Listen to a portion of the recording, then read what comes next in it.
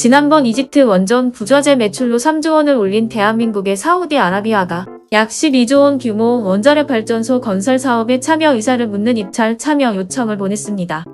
31일 원전업계 등에 따르면 사우디 정부는 최근 한국전력에 1.4GW 규모 원전 2기 건설에 대한 입찰 참여를 요청했으며 한국은 지난 2018년부터 미국, 중국, 프랑스, 러시아 등과 함께 예비사업자로 사우디 원전 사업 수주전을 벌여왔는데 사우디는 이번에 미국을 제외한 4개국에 요청서를 보낸 것으로 알려지고 있습니다. 사우디가 미국을 제외한 것은 미국 원자력 기술을 추적당하기 싫어서인데 추후 미국이 보복이 어찌 될지 궁금하며 한국의 포지셔닝이 불편할 것 같습니다. 우리 원전 기술의 대부분이 미국의 원전 기술에서 오는 자료가 대부분이라 미국에서 기침을 하면 우리는 독감에 들 수 있습니다. 사우디는 한국의 첫 원전 수출인 아랍에미리트 원전 사업 성공 사례를 높이 평가하고 있습니다. 앞서 올해 1월 문재인 전 대통령은 중동 순방에서 사우디를 찾아 원전 세일즈를 벌였으나 당시 문 전 대통령은 무함마드 빈 살만 사우디 왕세자와의 회담에서 한국의 원전 기술은 세계 최고 수준의 경제성과 안전성을 갖고 있다고 강조하기도 했지만 그 당시 사우디는 원전 폐기를 선언한 한국 정부를 못 믿어서 응대도 안 했는데 이번 정권에서는 원전을 다시 살리려 하니 해외에서 반응하는 듯합니다.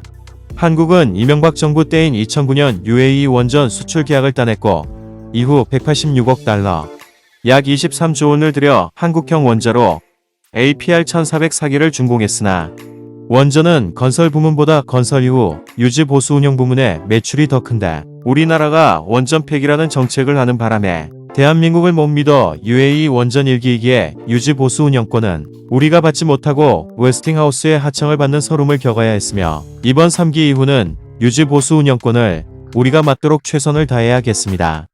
사우디 원전 사업의 입찰 절차가 재개되면서 윤석열 정부의 원전 수출 계획도 본격화할 전망입니다.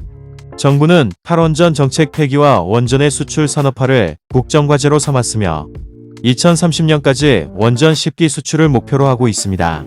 정부는 원전 노형, 기자재 운영 보수 서비스 등 다양한 분야에서 원전 수출을 진행할 계획이며 이를 위해 정부와 한전 한국수력원자력, 금융기관 등은 원전 수출 전략 추진단 출범을 준비하고 있습니다.